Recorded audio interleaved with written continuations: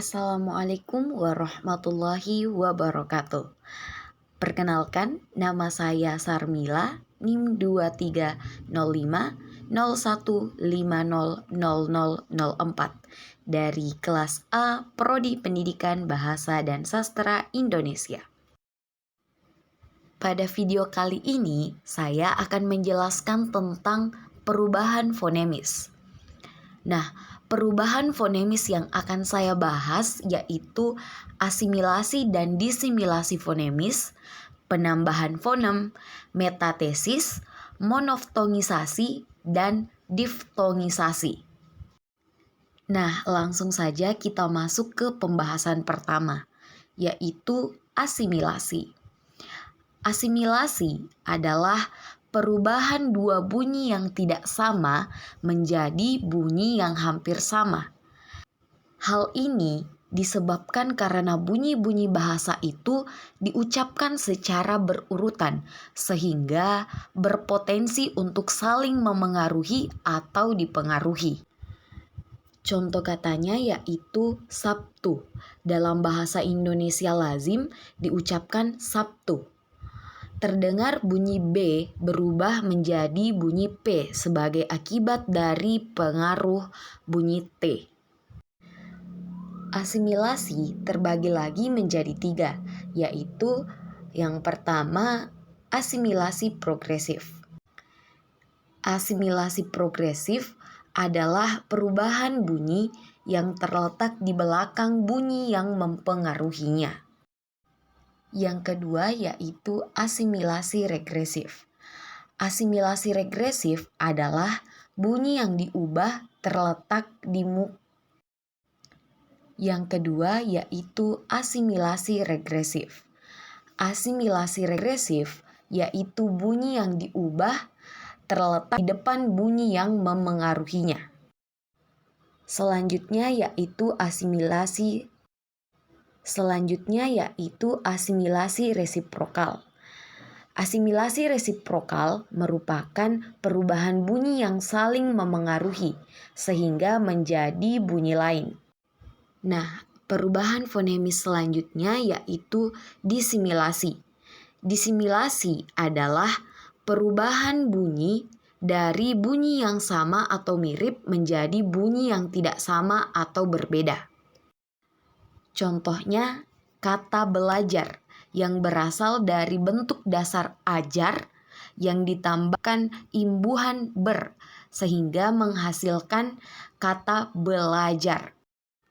Nah, apabila tidak terjadi disimilasi, maka kata yang dihasilkan seharusnya berajar, bukan belajar.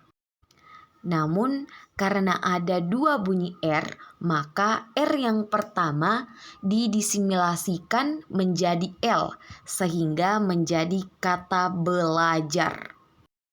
Selanjutnya yaitu penambahan fonem.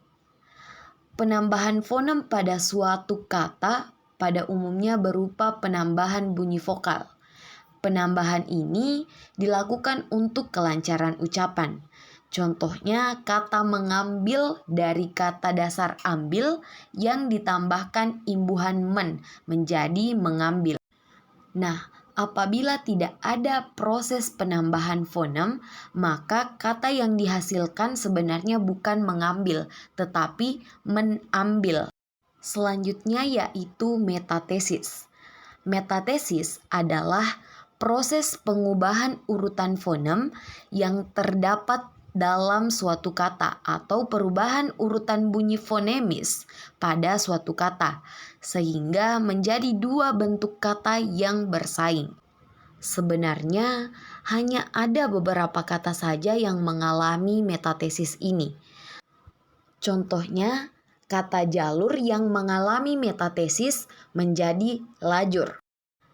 Ada juga kata apus yang mengalami metatesis menjadi usap.